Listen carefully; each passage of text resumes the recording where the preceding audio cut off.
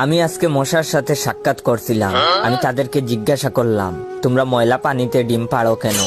মশা বলল, কারণ ভালো পানিতে ডিম পারলে মানুষ সিদ্ধ করে খেয়ে নিতে পারে। আমি তাদেরকে জিজ্ঞাসা করলাম, মশার কোয়েলে তোমরা মরো না কেন? মশা বলল, আমরা যদি মরে যাই তাহলে কোয়েলের ফ্যাক্টরি বন্ধ হয়ে যাবে। আমি আবারও তাদেরকে প্রশ্ন করলাম, তোমরা মানুষের কানের কাছে এসে জ্ঞান জ্ঞান করো কেন? মশা বলল, কারণ মানুষের পায়ের কাছে কিংবা অন্য কোথায় জ্ঞান জ্ঞান করলে মানুষ শুনতে পায় না, তাই। আমি তাদেরকে জিজ্ঞাসা করলাম, আমি শুনেছি পুরুষ মশারা নাকি রক্ত খায় না, তাহলে ওরা কি খায়? মশা বলল, পুরুষ মশারা শুধু বউয়ের বোকা খায়। আমি বললাম, মশারা কামড়ালে মানুষের ডেঙ্গু হয় কেন?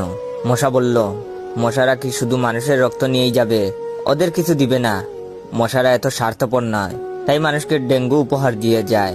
মশার সাথে সাক্ষাৎ করার পর আমি মশার উপর রিসার্চ করলাম।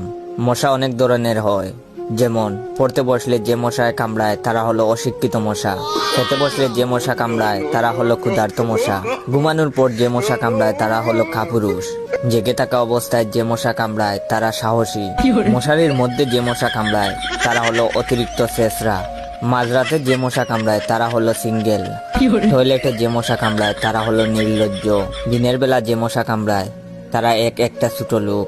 আমার এই ভিডিওটা দেখার সময় আপনাদের যেই মশাগুলো কামড়ায়